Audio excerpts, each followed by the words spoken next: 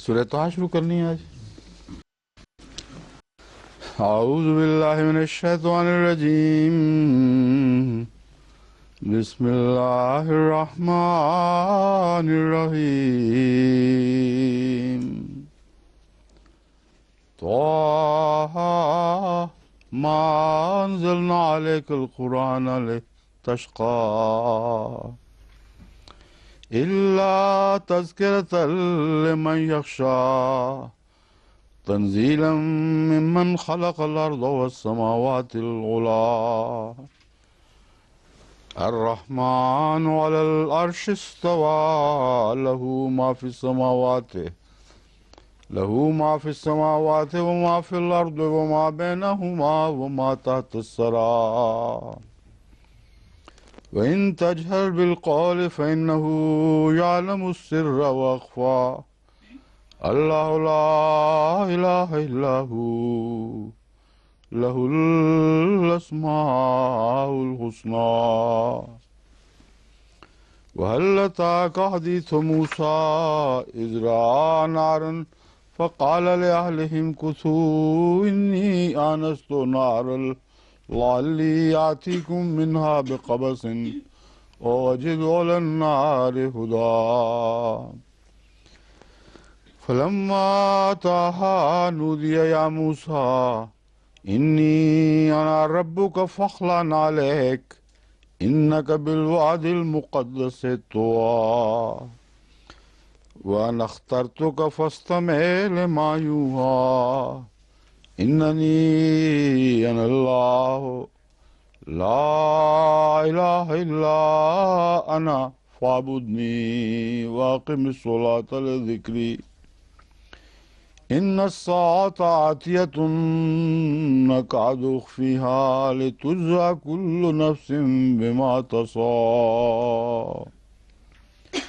फला यसुद्दन्नका अन्हा मन ला युमिनु बिहा वत्तबअ हवाहु फ़तरदा वमा तिल्का बियमीनिका या मूसा क़ाल हिय अस्वाया अतवक्कउ अलैहा व अहुश्शु बिहा अला गनमी वलिय फ़ीहा मआरिब उख़रा क़ाल अल्क़िहा या मूसा फ़अल्क़ाहा फ़इज़ा हिय हय्यतुन तस्आ क़ाल ख़ुज़हा वला तख़फ़ सनुईदुहा सीरतहल ऊला वद्मुम यदका इला जनाहिका तख़रुज बैज़ा मिन ग़ैरि सूइन आयतन उख़रा लिनुरियका मिन आयातिनल कुबरा इज़हब इला फ़िरऔन इन्नहु तग़ा क़ाल रब्बि इश्रह ली सदरी व यस्सिर ली अमरी वहलुल उक़दतम मिन लिसानी यफ़क़हू क़ौली वजअल ली वज़ीरम मिन अहली हारून अख़ी उश्दुद बिही अज़री वअशरिकहु फ़ी अमरी कै नुसब्बिहका कसीरन व नज़्कुरका कसीरा इन्नका कुन्त बिना बसीरा क़ाल क़द ऊतीता सुअलक या मूसा वलक़द मनन्ना अलैका मर्रतन उख़रा इज़ औहैना इला उम्मिका मा यूहा अन इक़्ज़िफ़ीहि फ़िल ताबूत फ़क़्ज़िफ़ीहि फ़िल यम्मि फ़लयुल्क़िहिल यम्मु बिस्साहिल याख़ुज़हु अदुव्वुन ली व अदुव्वुन लह वअल्क़ैतु अलैका महब्बतम मिन्नी वलितुस्ना अला ऐनी इज़ तमशी उख़्तुका फ़तक़ूलु हल अदुल्लुकुम अला मन यकफ़ुलुहु फ़रजअनाका इला उम्मिका कै तक़र्र ऐनुहा वला तहज़न वक़तलत नफ़्सन फ़नज्जयनाका मिनल ग़म्मि वफ़तन्नाका फ़ुतूना फ़लबिस्त सिनीन फ़ी अहलि मदयन ثم جئت على قدر يا موسى واصطنعتك لنفسي اذهب أنت وأخوك بآياتي ولا تنيا في ذكري اذهبا إلى فرعون إنه طغى فقولا له قولا لينا لعله يتذكر أو يخشى قال ربنا إننا نخاف أن يفرط علينا أو يطغى قال لا تخافا إنني معكما أسمع وأرى فأتياه فقولا إنا رسول ربك فارسل معنا بني إسرائيل ولا تعذبهم قد جئناك بآية من ربك والسلام على من اتبع الهدى إنا قد أوحي إلينا أن العذاب على من كذب وتولى قال فمن ربكما يا موسى قال ربنا الذي أعطى كل شيء خلقه ثم هدى قال فما بال القرون الأولى قال علمها عند ربي في كتاب لا يضل ربي ولا ينسى الذي جعل لكم الأرض مهدا وسلك لكم فيها سبلا وأنزل من السماء ماء فأخرجنا به أزواجا من نبات شتى كلوا وارعوا أنعامكم إن في ذلك لآيات لأولي النهى. سورۃ طٰہٰ ان صورتوں میں سے ہے جو مکی زندگی میں آغاز ہی میں نازل ہوئی ہیں اور بہت پہلی صورتوں میں سے ہے، اور اس کے باوجود یہ عیسائیت کے متعلق تقریباً وقف ہے، اس کے عیسائی اور یہود مذاہب سے متعلق، اور اکثر و بیشتر انہی کے عقائد اور انہی کے بگڑے ہوئے حالات اور انہی کے انجام کا ذکر کرتی ہے۔ اس لیے یہ جو مستشرقین اعتراض کرتے رہتے ہیں کہ جب تک مدینہ مکے میں رہے مشرکین کو مخاطب کیا، جب مکے چلے گئے تو اہل کتاب سے واسطہ ہوا، پھر ان سے باتیں سیکھیں، ان کو خطاب کیا، یہ صورت کلیتاً اس کو جھٹلا رہی ہے۔ اور بھی ہیں مگر یہ خصوصیت کے ساتھ اس کو جھٹلانے والی، ان الزامات کو جھٹلانے والی ہے،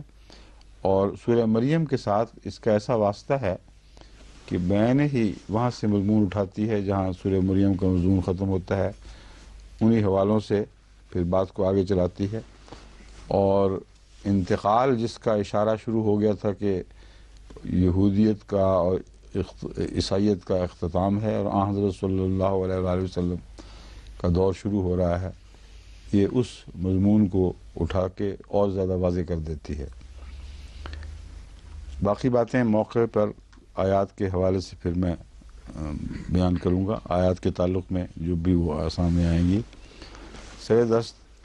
ہم اس کا آیت با آیت ترجمہ شروع کرتے ہیں۔ بسم اللہ الرحمن الرحیم،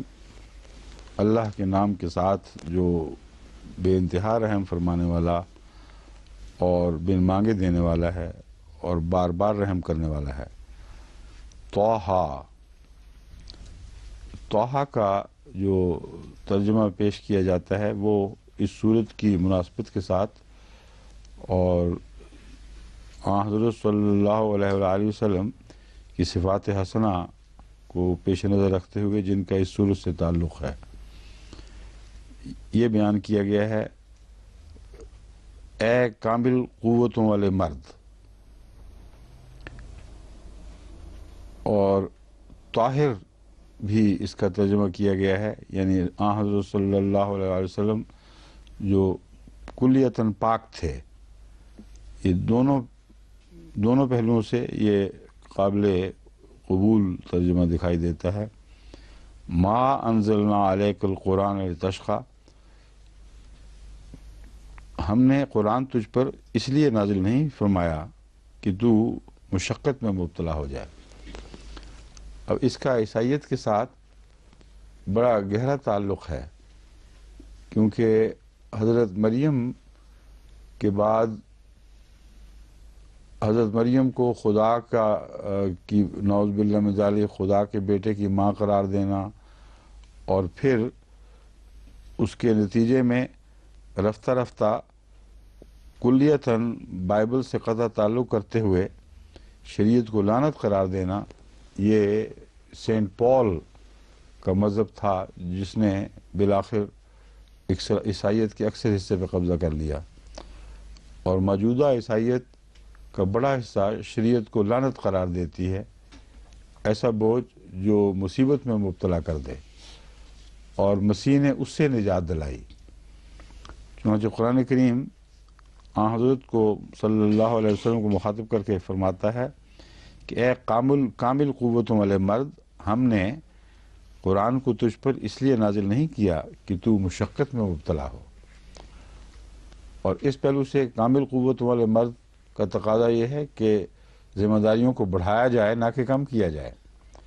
تو جوں انسان کی قوتیں بڑھتی اور کامل ہوتی چلی جاتی ہیں، اسی نسبت کے ساتھ شریعت کے تقاضے بھی بڑھتے چلے جاتے ہیں اور ذمہ داریاں بڑھ جاتی ہیں۔ کجا یہ کہ پہلی شریعت کو بھی منسوخ کر کے قانون کو کلیتاً کالعدم قرار دے کر لعنت بتاتے ہوئے اس کا صفایا کر دیا جائے۔ الا تذکرۃ لمن یخشی، مگر نصیحت ہے اس کے لیے جو خوف ڈرتا ہے۔ تنزیلم لمن یخشی، اب ایک بات ہے ما انزلنا علیک القرآن لتشقی، جس پر نازل ہوا ہے، جس نے سب سے زیادہ عمل کرنا ہے، وہ تو ان ایسی طاقتوں کے ساتھ جو خدا نے عطا فرمائی ہیں اس کی تمام تر ذمہ داریوں کو ادا کرے گا۔ لیکن کچھ ایسے بھی ہیں جو ڈرتے ہیں، ان کے لیے نصیحت ہے جس حد تک ان کے لیے ممکن ہے وہ اس پر عمل درآمد کریں۔ اور یخشا سے مراد خدا کا خوف بھی ہے، بلکہ اول طور پر وہی ہے۔ بس اگر شریعت سے ڈرنے کا مضمون ہو تو وہ عیسائیت کے تعلق سے اولیت اختیار کر جاتا ہے، کیونکہ وہ لوگ شریعت سے ڈرتے تھے، اس وجہ سے اس کو اول آخر منسوخ قرار دے دیا۔ فرمایا کہ تو مرد کامل ہے، تجھے تو خدا تعالیٰ کی باتوں پر عمل کرنے کا کوئی خوف نہیں، لیکن وہ جو گھبراتے ہیں اور ڈرتے ہیں ان کے لیے ایک نصیحت ہے، اور اگر وہ نصیحت پر عمل کریں تو رفتہ رفتہ ان کی طاقتیں بڑھ جائیں گی۔ اور جو خدا کا خوف رکھتا ہے کچھ بھی، اس کے لیے بھی یہ نصیحت ہے۔ تنزیلا ممن خلق الارض والسماوات العلی، یہ نزول ہے اس ذات کی طرف سے جس نے زمین کو پیدا کیا اور بلند آسمانوں کو پیدا فرمایا۔ یعنی حضرت عیسیٰ کا اس سے یا کسی اور معبود باطلہ کا اس سے کوئی بھی تعلق نہیں ہو سکتا، کیونکہ آسمانوں اور زمین کا پیدا کرنا یہ خدا تعالیٰ کی ہی شان ہے اور کسی کی طرف منسوب نہیں ہو سکتا۔ اور چونکہ تخلیق کا تعلق رحمانیت سے ہے اور حضرت مسیح بھی رحمانیت کے نتیجے میں پیدا ہوئے تھے، اس لیے اگلی آیت ہمیں بتاتی ہے الرحمن علی العرش استویٰ، رحمان ہے جو اپنی پوری شان کے ساتھ عرش پر قرار پکڑ گیا۔ یہ عرش پر قرار پکڑنا چونکہ پہلے جو تخلیق کے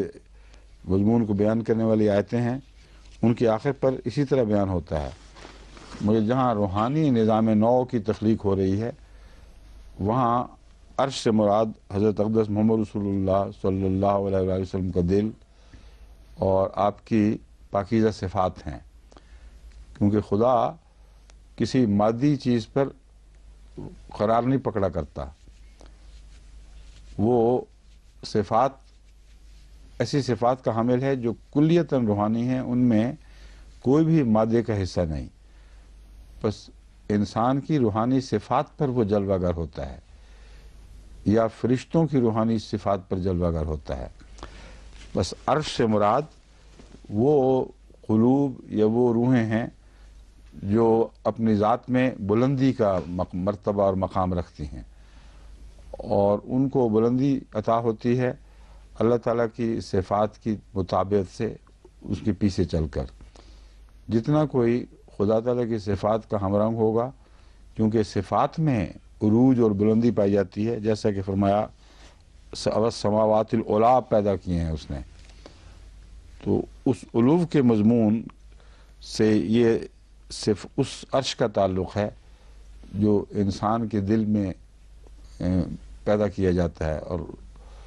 اسی دل پر اللہ قرار پکڑتا ہے. لیکن عام لوگوں کے روحانی مزاج اتنے نہیں ہوتے کہ انہیں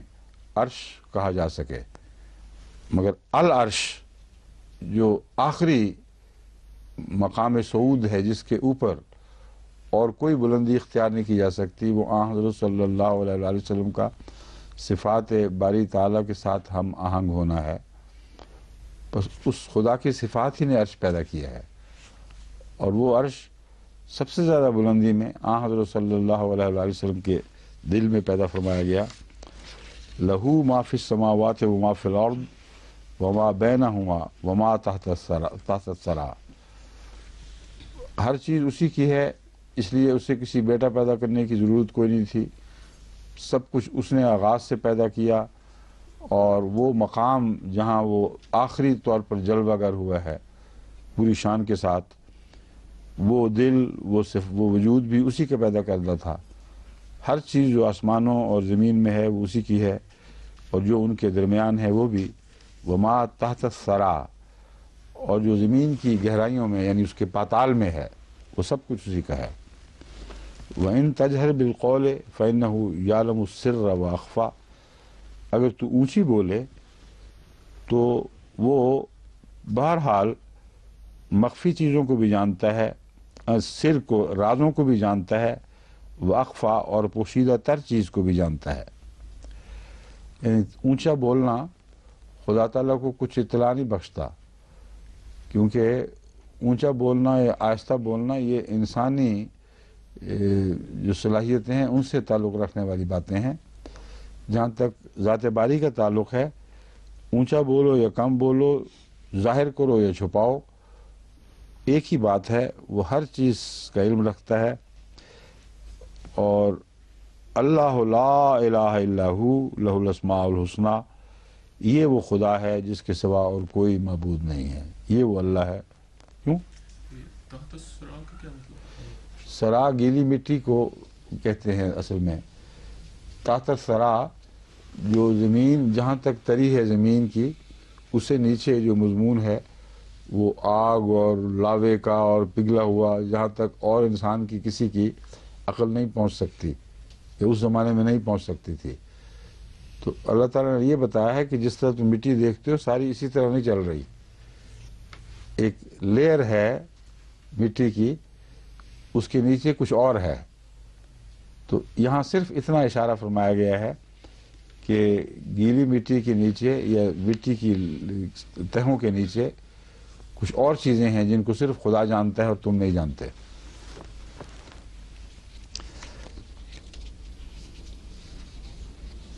لہ الاسماء الحسنی، اس کے تمام خوبصورت نام اسی کے ہیں. وَهَلْ أَتَاكَ حدیث موسیٰ، اب حضرت موسیٰ کی طرف اس مضمون کو پھیرا گیا ہے. یہاں حضرت عیسیٰ علیہ السلام کے آباء و اجداد کے حوالے سے نہیں، بلکہ اس وعدے کے لحاظ سے جو موسیٰ کو دیا گیا تھا، استثناء باب 18 آیت 18 میں، کہ میں تجھ سے تیرے ہی بھائیوں میں سے تجھ جیسا ایک نبی برپا کروں گا. تو یہ وہ، چونکہ حضرت صلی اللہ علیہ وسلم ظاہر ہو چکے ہیں، اس لیے موسیٰ کا حوالہ یہاں ضروری اور مناسب معلوم ہوتا ہے. یعنی مناسب تو ہے ہی، مطلب برمحل ہے۔ حلتا کا حدیث و موسیٰ، کیا تیرے پاس موسیٰ کی سرگزشت بھی پہنچی ہے؟ اذ رأى نارن، جب اس نے آگ کو دیکھا، فقال لأہلہ، تو اپنے اہل سے کہا، امکثوا انی آنست نارن، تم ذرا ٹھہرو، میں آگ کو دیکھ رہا ہوں، لعلی آتیکم منہا بقبس، ہو سکتا ہے اس میں سے میں کوئی انگارہ تمہارے لیے لے آؤں تاکہ ہم یہاں اپنی آگ جلا سکیں، او اجد علی النار ہدا، یا میں اس آگ پر ہدایت پا جاؤں۔ اور حضرت موسیٰ نے تو ہدایت کا ذکر کیا ہے رستے کی تلاش کے سلسلے میں، جہاں آگ جلتی ہے وہاں لوگ بھی بیٹھے ہوتے ہیں، ان سے پوچھا جا سکتا ہے کسی اندھیری رات میں ہم اکیلے ہیں، ہمیں رستہ بتاؤ، کوئی جگہ سر چھپانے کی۔ اور یہاں پن ہو گیا ہدا پر، اللہ تعالیٰ نے جو منہ سے نکلوا دیا اس سے مراد اور تھی دراصل، کہ خدا یعنی اللہ کی ہدایت مجھے وہاں نصیب ہو۔ فلما اتاہا نودی یا موسیٰ، جب وہ اس آگ تک پہنچا، اس مقام تک جہاں اس نے آگ کو روشن دیکھا تھا، اسے بلایا گیا، اسے آواز دی گئی، یا موسیٰ، اے موسیٰ، انی انا ربک، یقیناً میں ہی تیرا رب ہوں، یا یقیناً میں تیرا رب ہوں، فخلع نعلیک، اپنے دونوں جوتے اتار دے، یعنی چونکہ مقام ادب ہے اور مقام احترام ہے اور جگہ کو مقدس قرار دیا گیا، جیسے مسجد میں ہم جاتے ہیں تو جوتے اتار کے داخل ہوتے ہیں، تو یہی وہ مضمون ہے کہ ایک تقدس کا مقام اور مرتبہ ہے جہاں تو کھڑا ہونے لگا ہے، بس اپنے جوتے اتار دے۔ انک بالوادی المقدس طویٰ، تو یقیناً طویٰ کی مقدس وادی میں ہے۔ وَأَنَا اخْتَرْتُكَ فَاسْتَمِعْ لِمَا یُوحَىٰ، اور میں نے تجھے چن لیا ہے، فَاسْتَمِعْ لِمَا یُوحَىٰ، بس غور سے سن جو تجھ پر وحی کی جا رہی ہے۔ اننی انا اللہ لا الہ الا انا فاعبدنی، یقیناً میں ہی اللہ ہوں، لا الہ الا انا، اور میرے سوا اور کوئی معبود نہیں، فاعبدنی، بس میری عبادت کر، واقم الصلاۃ علی ذکری، اور نماز کو میرے ذکر کے لیے قائم کیا کر۔ اب یہاں دیکھیں عیسائیت کا یہ قلع قمع کر دیا گیا ہے، ساتھ ہی حضرت موسیٰ کو جو تعلیم دی گئی اس میں اشارتاً یا کنایتاً بھی کسی اور وجود کا ذکر نہیں جو کسی پہلو سے بھی خدا کی عبادت کا شریک ہو سکتا ہو۔ بس یا تو عیسائی یہ کہیں کہ پہلی شریعت جھوٹی تھی، لیکن اس سے سچا رکھتے ہوئے اپنے عیسائیت کے عقیدوں کو سچا قرار دینے کا ان کا کوئی حق نہیں رہتا، اور یہ وہ ماننے پر مجبور ہیں کہ حضرت موسیٰ نے عبادت میں نہ خود کبھی کسی اور کا تصور شامل کیا ہے، نہ کسی کو اس کی تعلیم دی، اور بائبل اس بارے میں اتنی کھلی ہے، اتنی واضح ہے کہ اس پر یہ الزام لگایا جا سکتا ہی نہیں کہ حضرت موسیٰ نے اپنے سوا کسی معبود کی طرف بلایا ہو یا خود کسی معبود کی طرف جھکے ہوں۔ تو اس پہلو سے عیسائیت کی جڑ کاٹی جاتی ہے اس بات پہ کہ جس شریعت کو تم موسیٰ کی شریعت کے بعد اس کا ارتقاء قرار دیتے ہو، وہ ارتقاء اپنی جڑیں نہیں کاٹ سکتا۔ جس شاخ پر بنا ہو اسے اگر غلط طرف سے کاٹو گے تو گر جاؤ گے۔ اس لیے عیسائیت کی سچائی کا اس کے بعد ان معنوں میں سچائی کا کہ خدا تین ہیں، نعوذ باللہ من ذالک، اور مسیح خدا کا بیٹا ہے، کوئی کسی قسم کا جواز باقی نہیں رہتا۔ ان الساعۃ آتیۃ اکاد اخفیہا لتجزی کل نفس بما تسعی۔ اب ساتھ سے مراد یہاں انقلاب کی گھڑی ہے، اور یہاں حضرت موسیٰ مخاطب ہیں یا رسول اللہ صلی اللہ علیہ وسلم مخاطب ہیں، یہ قابل توجہ بات ہے۔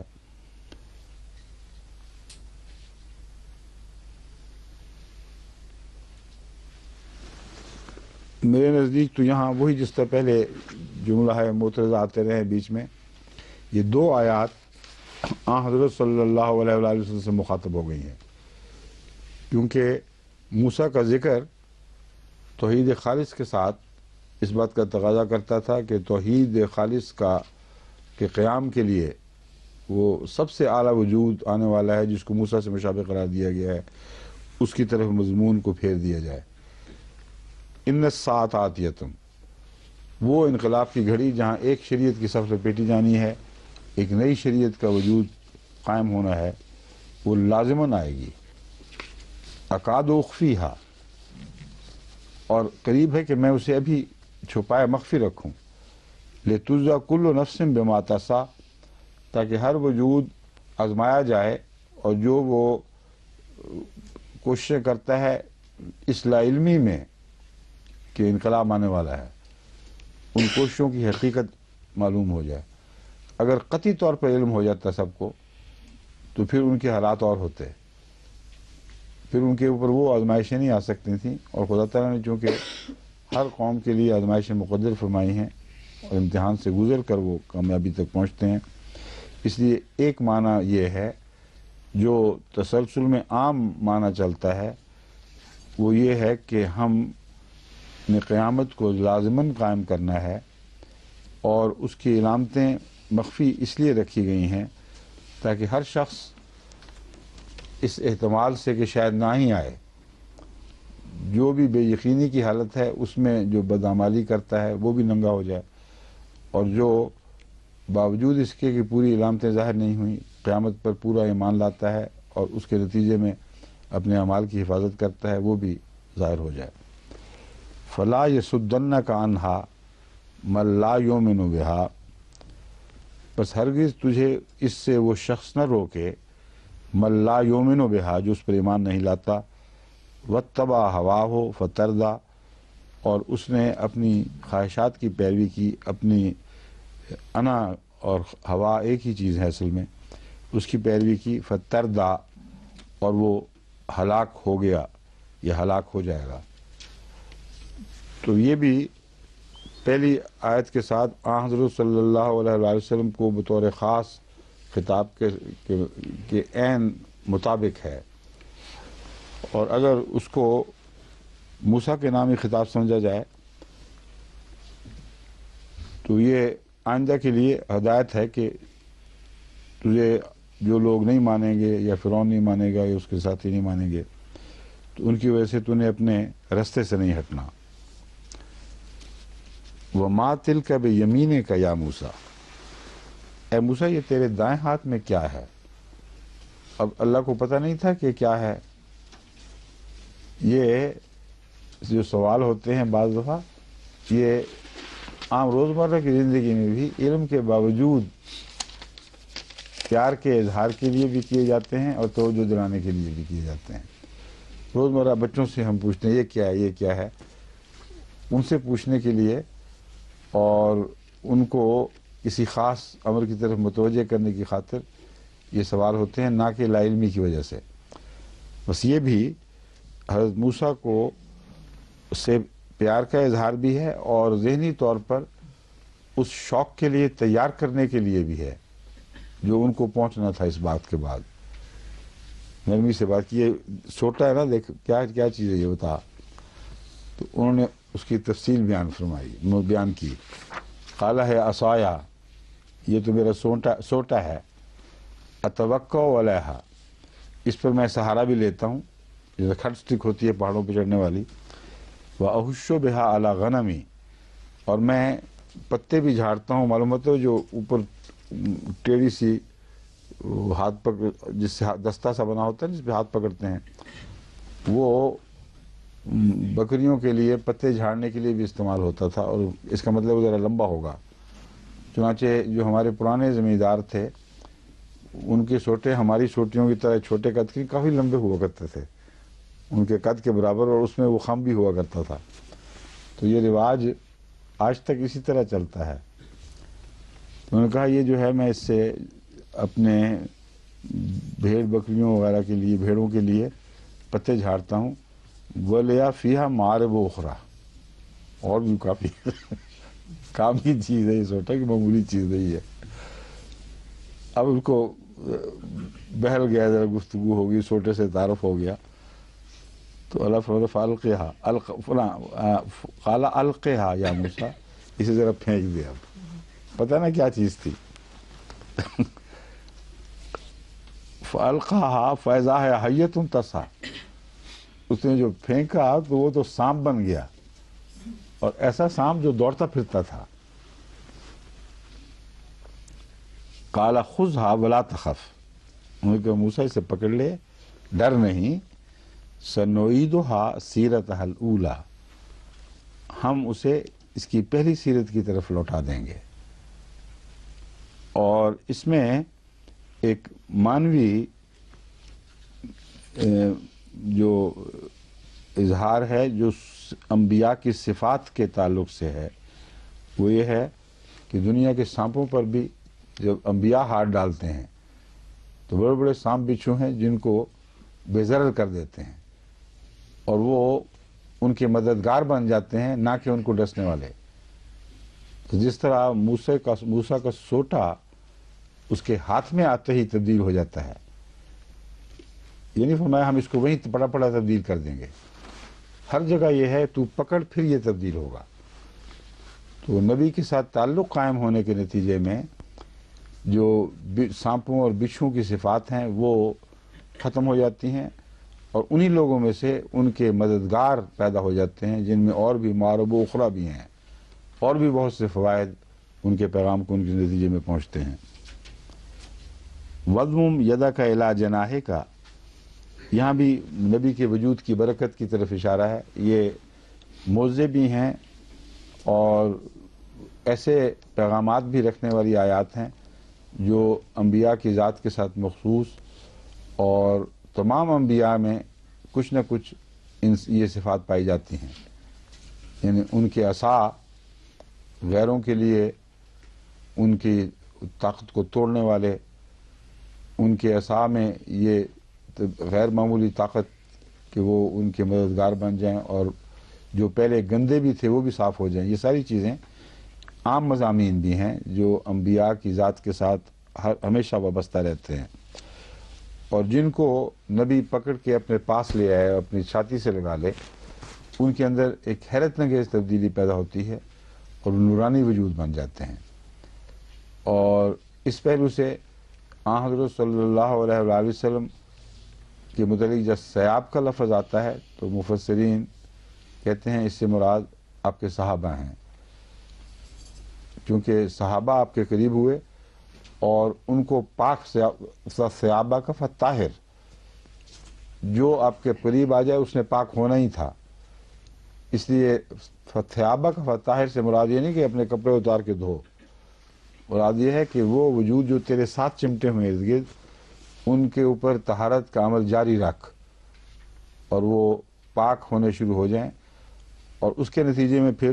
طبی طور پر نور پیدا ہوتا ہے. بس وَضْمُمْ يَدَكَ إِلَىٰ جَنَاحِكَ، تو اپنے ہاتھ کو اپنے پہلو میں سمیٹ لے، یوں گھونٹ لے. تخرج اس جگہ جیب کا ذکر بھی ملتا ہے اور گریبان کا ذکر بھی ہے، جیب کے اندر یہ پایا جاتا ہے. تو مراد یہ معلوم ہوتا ہے کہ دل کے قریب ہاتھ کو اپنے ساتھ یوں چمٹا لے، اور وہ جگہ چھپی ہوئی ہے، اس وقت ہاتھ دکھائی نہیں دے رہا کیونکہ وہ کپڑوں کے اندر ہے. جیب سے مراد یہ جیب یہاں نہیں جس کو کھیسا کہتے ہیں، جیب سے مراد گریبان ہے بنیادی طور پر. بس اپنے گریبان میں اپنے ہاتھ کو داخل کر اور اپنے پہلو کے ساتھ اس کو زور کے ساتھ ضم کر دے. تخرج بیضاء من غیر سوء آیۃ اخری، وہ بغیر کسی نقص کے باہر نکلے گا چمکتا ہوا. بیضاء، بیضاء سفید کو کہتے ہیں، مگر ایسا سفید جو برس کے مشابہ نہیں ہے، اس میں نقص کوئی نہیں ہے. ورنہ اگر ہاتھ اچانک رنگ بدل لے اور سفید ہو جائے تو یہ تو ایک بیماری بن جائے گی. اگر نسبتاً دوسرے رنگ پر ایک جگہ سفید دھبا بھی پڑ جائے تو وہ برا لگتا ہے، تو پورا ہاتھ ہی سفید ہو جائے یہ ایک خطرہ ہے کہ بہت ہی بدصورت منظر پیش کرے گا، مگر اللہ تعالیٰ فرماتا ہے کہ تیرا ہاتھ جو سفید ہوگا یہ نور سے سفید ہوگا، اس میں عام سفیدی لٹھے والی نہیں بلکہ نور کی سفیدی ہوگی، جس کی وجہ سے خوبصورت دکھائی دے گا اور کوئی کسی قسم کی بیماری کا اس میں شائبہ تک نہیں ہوگا، غیر سوئن۔ آیت اخری، یہ ایک اور آیت ہے جو ہم نے تجھے عطا فرمائی ہے۔ لِنُرِيَكَ مِنْ آیاتنا الکبریٰ، یہ تو آغاز ہے، یہ اس لیے ہم تجھے دو نشان دے رہے ہیں تاکہ ہم تجھے آئندہ بہت بڑی بڑی آیات اور بڑے بڑے نشانات کے لیے تیار کریں، تاکہ ان کے بعد ہم تجھے بہت بڑے بڑے نشانات دکھائیں۔ تو پہلے نشانات بھی کافی ڈرتے ڈرتے قبول کیے ہیں حضرت موسیٰ نے، اور اس لیے بڑے نشانات سے پہلے ان کو تیار کرنا بڑا ضروری تھا۔ اب فرمایا ہے اس کے بعد اذهب الى فرعون انه طغى، تو فرعون کی طرف جا، اس نے سرکشی اختیار کی ہے۔ اب ایک بات بڑی واضح یہاں ہو رہی ہے، اس فرعون کی طرف بھیجا جا رہا ہے جس کو حضرت موسیٰ جانتے ہیں، کسی اور فرعون کا ذکر نہیں۔ انہ طغیٰ بتاتا ہے کہ اس کے اندر جو پہلے کچھ اچھے پہلو تھے وہ بدیوں میں تبدیل ہو گئے ہیں، اب وہ متکبر اور جابر بن چکا ہے، زیادہ پہلے سے زیادہ متکبر اور جابر، اور خدا کے خلاف سرکشی، کھلم کھلی سرکشی اختیار کر رہا ہے۔ چنانچہ وہ جو حضرت موسیٰ کے فرعون کے متعلق اگرچہ اختلافات ہیں مختلف علماء کے درمیان، مگر رمسیس ثانی، اس کو رمسیس کو اردو میں کیا کہتے ہیں؟ رمسیس ہی کہتے ہیں، اچھا، رمسیس the second، جس کے متعلق میرا نظریہ ہے کہ وہی فرعون تھا، اور بہت سے اب محققین اس کے زیادہ قریب آتے چلے جا رہے ہیں۔ وہ فرعون ایسا تھا جس کے آغاز میں حضرت موسیٰ کو اس کے گھر میں پناہ ملی ہے، اور اس وقت معلوم ہوتا ہے اس کے اندر کوئی نرمی، کوئی شرافت پائی جاتی تھی، اور رفتہ رفتہ وہ متکبر بھی ہوتا چلا گیا اور خدائی کے دعوے میں آگے بڑھتا گیا۔ چنانچہ اس نے ایک بہت بڑا مندر بنوایا بعد میں، اور اس مندر کا مہنت اس کا اپنا بیٹا تھا جو مر گیا اس کے سامنے ہی، لیکن پہلے دوسرے مندروں کو کینسل کر کے اپنی خدائی کے نشان کے طور پر اس نے وہ مندر تعمیر کیا تھا۔ تو معلوم ہوتا ہے کہ وہ اس کا جو طغیٰ ہے، پہلے تو محض ظلم تھا بنی اسرائیل پر، اب خدا کے خلاف بغاوت جو ہے وہ بہت بڑھ گئی ہے۔ بس انہ طغیٰ ایک خبر ہے اس فرعون کے متعلق جسے حضرت موسیٰ جانتے ہیں۔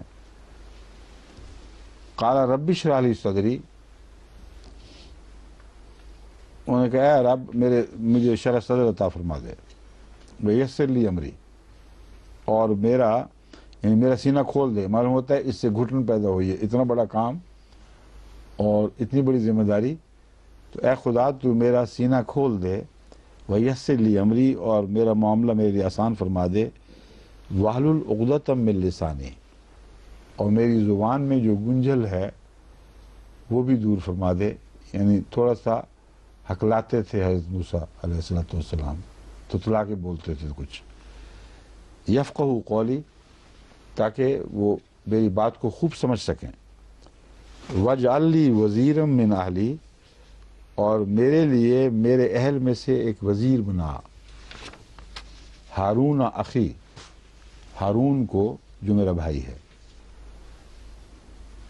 اخشدد بہی ازری، اور میری طاقت کو اس کے ذریعے بڑھا دے، مضبوط کر دے۔ وَأَشْرِكْهُ فِي أَمْرِي، اور میری ماموریت میں اس کو بھی داخل فرما دے۔ فی امری سے مراد جو تو نے مجھے مامور بنایا ہے، جن کاموں پر، جو کام میرے سپرد فرمائے ہیں، ان کاموں میں اس کو میرا شریک کر دے، یعنی میرے ساتھی بنا دے۔ کہ نسبح کا کثیرن، تاکہ ہم تجھے تیری بہت تسبیح کریں، وہ نذکر کا کثیرہ، اور تجھے بہت یاد کریں، انک کنت بنا بصیرا، تو ہمیشہ ہمیں خوب دیکھنے والا ہے، یعنی ہمیرا ہمیشہ صحیح خیال رکھتا رہا ہے۔ قال قد اوتیت سؤلک یا موسیٰ، اللہ نے فرمایا اے موسیٰ تجھے تیری طلب عطا کر دی گئی، جو تو نے مانگا تجھے دے دیا گیا ہے۔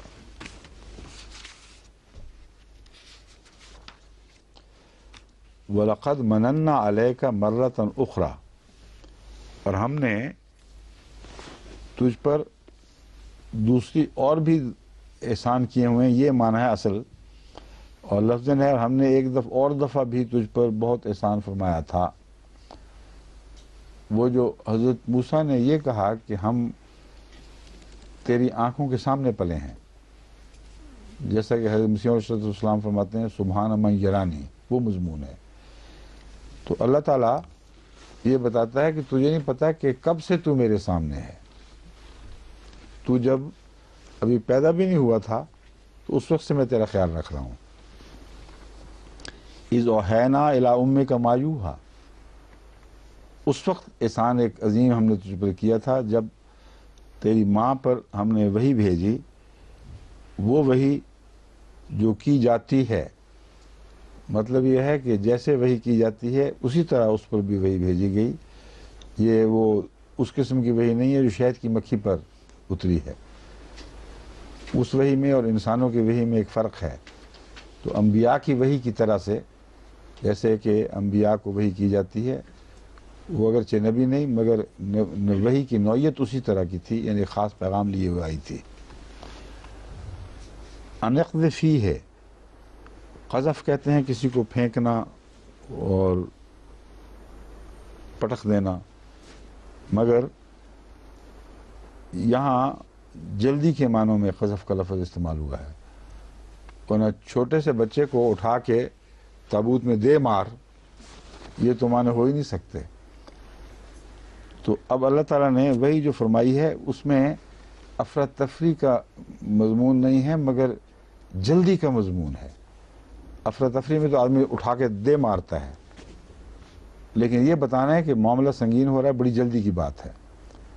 اس لیے فوری طور پر اس کو صندوق میں رکھ دے۔ اخذ فیہ فی التابوت فخذ فیہ فی الیم، اور اس تابوت کو تو دریا میں یا سمندر میں اتار دے۔ یم دریا کو، بڑے دریا کو کہتے ہیں جو سمندر سے مشابہ، یم میں سمندر کے معنی بھی پائے جاتے ہیں نا، بہت دونوں معنی ہیں، دریا جو بڑا ہو اور سمندر، تو چونکہ ڈیلٹے کا علاقہ تھا وہاں دریا کافی پھیل جاتے ہیں، تو فرمایا کہ اس کو، یعنی اس صندوق کو سمندر میں یا اس بڑے دریا میں اتار دے۔ فَلْيُلْقِهِ الْيَمُّ بِالسَّاحِلِ، تو یم اسے ساحل میں کے ساتھ لگا دے گا، اسے ساحل پر اتار دے گا، یعنی یہ فکر نہ کر کہ وہ کیا بنے گا اس کا۔ دریا کو اللہ تعالیٰ کا یہ حکم ہے، یعنی خدا اس پر یہ کنٹرول کرے گا کہ وہ تابوت کو، تابوت سے مراد مردے کا تابوت نہیں بلکہ بڑے صندوق کو تابوت کہا جاتا ہے، تو اس صندوق کو جس میں تو اسے رکھے گی، اسے دریا اسے باہر پھینک دے گا، گھبرانے کی بات نہیں ہے۔ یاخذ عدو لی و عدو اللہ، اسے میرا دشمن اور اس کا دشمن پکڑ لے گا۔ اب خوف دور کرتے کرتے آخری بات وہ کہتی کہ جان نکل گئی ہوگی ڈر کے مارے اس کی۔ اچھا سمندر سے بچے ہیں کہ آگے جا کے دشمن کے حوالے ہو گیا۔ وَأَلْقَيْتُ عَلَيْكَ مَحَبَّةً مِّنِّي وَلِتُصْنَعَ عَلَىٰ عَيْنِي، لیکن اس کے باوجود ڈرنے کی بات نہیں، میں اسے اس کے دل میں اپنی محبت ڈالوں گا۔ وَلِتُصْنَعَ عَلَىٰ عَيْنِي، اور میری آنکھوں کے سامنے وہ پرورش پائے گا۔ تصنع میں نے اس کی تخلیق ہوگی، اس کی اخلاق کی تعمیر، اس کی شخصیت بنائی جائے گی۔ تو میں نے جیسا کہ کہا تھا، اس کا تعلق اسی حضرت موسیٰ کی دعا کے ساتھ ہے کہ تو ہمیں دیکھتا رہا ہے بچپن سے۔ فرماتا ہے جو میں دیکھتا رہا ہوں تجھے پتہ ہی نہیں ہے کہ کس حد تک میں دیکھتا رہا ہوں۔ اس تمشی اختوں کا، اور پھر وہ وقت بھی یاد کر، یا ہم تجھے بتاتے ہیں کہ ایسا وقت بھی تھا کہ تمشی اختوں کا، کہ تیری بہن چل رہی تھی، فتقول هل ادلکم علی من یکفلہ، اور وہ یہ کہہ رہی تھی کہ کیا میں تمہیں بتاؤں کہ کون اس کی کفالت کر سکتا ہے۔ اب یہ سارا مضمون دوسری جگہ نسبتاً تفصیل سے ہے، اس لیے اسے یہاں دہرایا نہیں جا رہا، کیونکہ اصل مقصد تفصیل سے پہلی بار موسیٰ کا واقعہ بیان کرنا نہیں، بلکہ مختصر ذکر کے بعد اس سارے مضمون کو حضرت صلی اللہ علیہ وآلہ وسلم کی طرف پھیرنا ہے۔ فرجان حل ادلو کا علامہ یکفلو، یہ تو نہیں کہ جاتے جاتے وہ بولتی جا رہی تھی کہ آؤ میں تمہیں بتاؤں کون اس سے کفیل ہوگا۔ حضرت موسیٰ کا جو صندوق ہے وہ جب سمندر کے کنارے،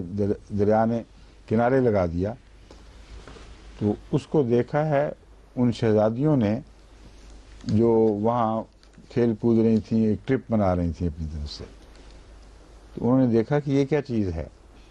اور چونکہ حضرت موسیٰ کی بہن کو ان کی والدہ نے خدا تعالیٰ کے ایما پر بھیجا تھا کہ وہ ساتھ ساتھ چلے اور دیکھتی رہے کہ اس صندوق کا کیا بنا، کہاں گیا ہے یہ۔ تو جس طرح ایک راہگیر کھڑا ہو جاتا ہے دیکھنے کے لیے، باتیں سننے کے لیے، تو وہ اجنبی بن کر وہ ان کے پاس کھڑی ہو گئی۔ انہوں نے کہا دیکھو سے یہ کیا چیز آئی ہے، اس کو نکالا گیا تو اس میں سے ایک بچہ نکلا۔ اب یہ مسئلہ شروع ہو گیا ہوگا، رو رہا ہے بچہ، اس کو کس کے سپرد کریں، تو اس نے ان کو یہ بتایا کہ ایک ایسی عورت ہے جس کے بچہ ہوا تھا، ضائع ہو گیا، وہ اب اس کے پاس نہیں ہے، اور وہ اس کو دودھ بھی پلا سکتی ہے، اس کی کفالت بھی کر سکتی ہے۔ اس طرح انہوں نے، ان کی ہمشیرہ نے ان فرعون کے خاندان کی عورتوں کو یہ خبر دی ہے۔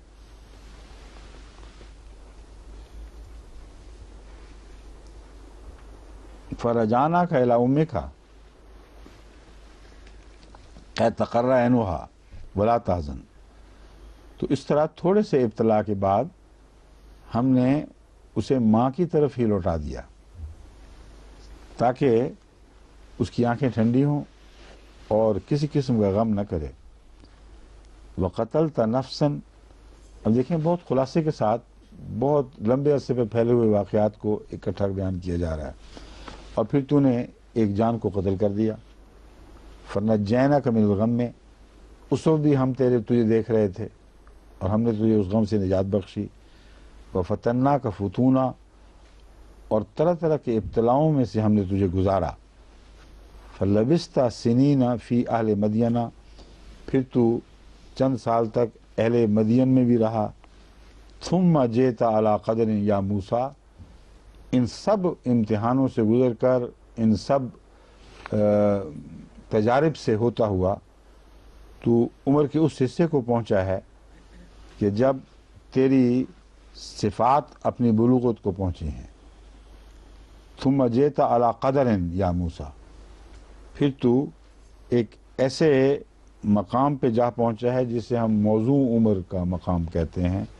جہاں نبوت کا، جہاں سے آغاز ہوا کرتا ہے۔ تو ان سب تجارب نے حضرت موسیٰ کو بہت پختہ کیا۔ بچپن سے چونکہ خدا کا ساتھ تعلق تھا اور خدا ساتھ ساتھ رہا، اس لیے نبوت عطا ہوئی ہے اس وقت جب آپ کے قوا مضبوط ہو گئے اور آپ جوانی کی بلوغت نہیں بلکہ ذہنی اور قلبی صلاحیتوں کی بلوغت کو پہنچے ہیں، یہاں یہ مراد ہے۔ وَاسْتَنَعْتُكَ لِنَفْسِي، تب میں نے تجھے اپنی ذات کے لیے چن لیا۔ اب یہ ساری باتیں وہ نہیں ہیں جو حضرت موسیٰ کو وہیں ساری بتائی گئی ہیں پہلی دفعہ، جیسے کہ میں نے بیان کیا، یہ خلاصہ ہے حضرت موسیٰ کی زندگی کا جو مختلف وقتوں میں اللہ تعالیٰ نے حضرت موسیٰ سے کلام کیے ہیں ان کا یہ خلاصہ ہے جو اکٹھا ان آیات میں پیش فرمایا گیا ہے۔ اذهب انت واخوک بآیاتی، اور یہ بھی بعید نہیں کہ یہ ساری باتیں وہاں ہوئی ہوں۔ میں ویسے کہہ رہا ہوں کہ خلاصتاً یہ ساری باتیں اس لیے معلوم ہوتا ہے وہاں نہیں ہے کہ باقی جگہ جو آیات میں یہ ذکر ہے اور نبوت کے عطا ہونے کا اور دوسری باتوں کا ذکر ملتا ہے، اس میں یہ تفصیل نہیں ہے۔ تو یہ تفصیل بھی ہے اور خلاصہ بھی ہے۔ تفصیل ان معنوں میں کہ ساری عمر پہ پھیلی ہوئی ہے، خلاصہ ان معنوں میں کہ چند فکروں میں وہ ساری عمر کی رویداد جو ہے بیان فرما دی گئی۔ حاصل مطلب یہ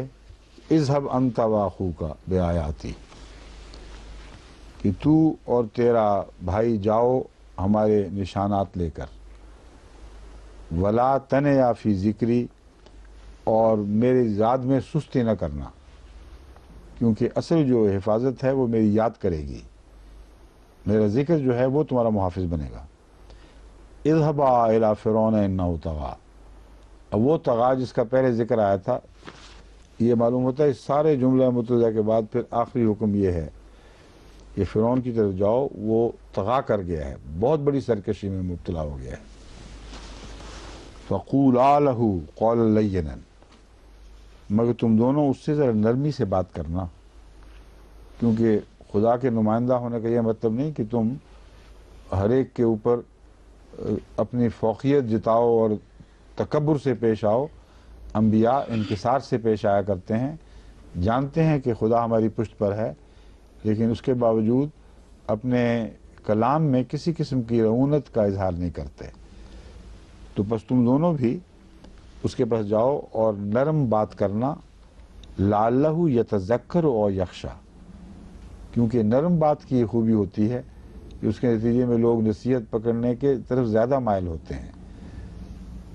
تو اللہ کو علم تھا کہ وہ نہیں پکڑے گا، مگر مراد یہ کہ تمہارا قصور نہ ہو۔ جہاں تک تمہارے طرز عمل کا تعلق ہے، فرعون کے لیے یہ امکان ہو کہ وہ نصیحت پکڑ جائے، اور یخشا، یا اللہ تعالیٰ کے خوف سے ڈر جائے۔ قالا ربنا اننا نخاف ان یفرط علینا او ان یطغی، اب سرکشی تو اس نے خدا کی طرف کے مقابل پر اختیار کی تھی، تو اسی کو انہوں نے عذر رکھ کے اپنی دعا میں شامل کر لیا ہے۔ بڑا دلچسپ مکالمہ مخاطبہ ہوتا ہے حضرت موسیٰ کا۔ کہتے ہیں اے خدا، اے ہمارے رب، دونوں بول پڑے اب اکٹھا۔ اس سے صاف پتہ چل رہا ہے کہ اس وقت کی بات نہیں ہے، جیسا کہ میں نے بیان کیا تھا، یہ ساری زندگی کی خلاصہ اور مختلف وقت کی باتیں ہیں، کیونکہ وہاں تو حضرت ہارون تھے ہی نہیں۔ جب پہلی مرتبہ حکم ملا ہے، حضرت ہارون تو وہاں نہیں تھے۔ تو یہ ساری زندگی کا خلاصہ بیان ہونے کے بعد جب یہ دونوں چل پڑتے ہیں اور حضرت ہارون کی طرف بھی وحی نازل ہو جاتی ہے، تو پھر یہ اکٹھا بولتے ہیں دونوں کہ اے خدا، ہم ڈرتے ہیں ان یفرط علینا کہ ہم پر کچھ زیادتی کر جائے گا اور سرکشی اختیار کرے گا۔ سرکشی تو نے پہلے ہی فیصلہ دے دیا ہے، جو تیرے خلاف سرکشی اختیار کر رہا ہے ہمیں کب چھوڑے گا، اس لیے ہمیں کچھ تھوڑا سا ڈر ہے اس بات کا۔ قال لا تخافا اننی معکما اسمع وارا، اللہ نے فرمایا ہرگز خوف نہ کھاؤ تم دونوں، یقیناً میں تمہارے ساتھ ہوں، تم دونوں کے ساتھ ہوں، میں سنتا ہوں اور دیکھتا ہوں۔ اب یہاں آ کر یہ بات بالکل کھل جاتی ہے کہ بائبل نے جو یہ لکھا کہ حضرت موسیٰ علیہ السلام کو جب خدا نے فرمایا کہ تو جا، تو انہوں نے عذر پیش کیا کہ یہ مجھے مار دے گا، میں نے قتل کیا ہوا ہے، میں اس سے ڈرتا ہوں۔ تو اللہ نے کہا ڈرنے کی کوئی بات نہیں، وہ مر گیا فرعون پہلا، اب نیا آیا ہے، اس لیے اس سے تو یہ خوف نہیں۔ اور اگر یہ نیا تھا تو سارا خوف اسی سے پیدا ہوا ہے، ساری مصیبتیں اس نے ڈالی ہیں آ کے، تو اللہ تعالیٰ نے اچھا تسلی دی۔ دوسرا یہ کہ گویا خدا بھی انتظار کر رہا تھا کہ وہ مرے تو پھر میں بھیجوں، اور جبکہ اس کے گھر میں پرورش آپ نے پائی ہے، تو وہ اتنا خوفناک اس وقت نہیں تھا، بعد میں خوفناک ہوا ہے،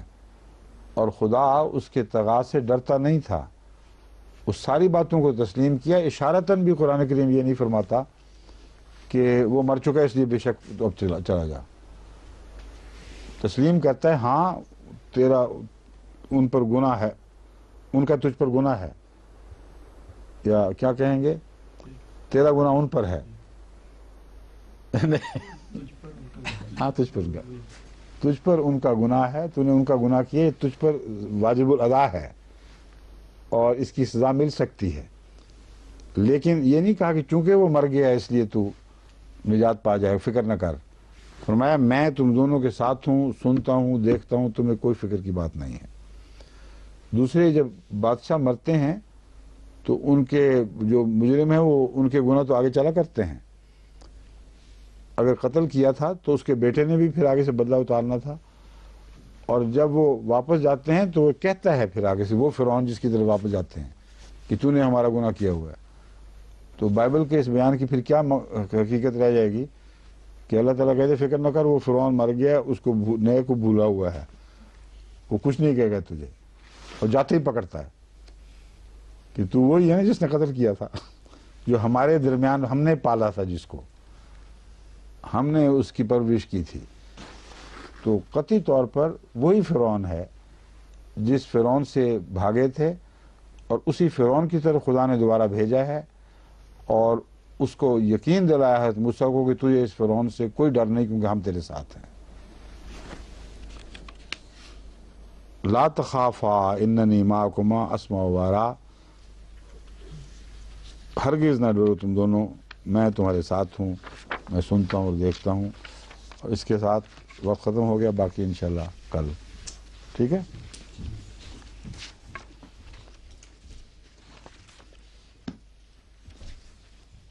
یہ لے لیں۔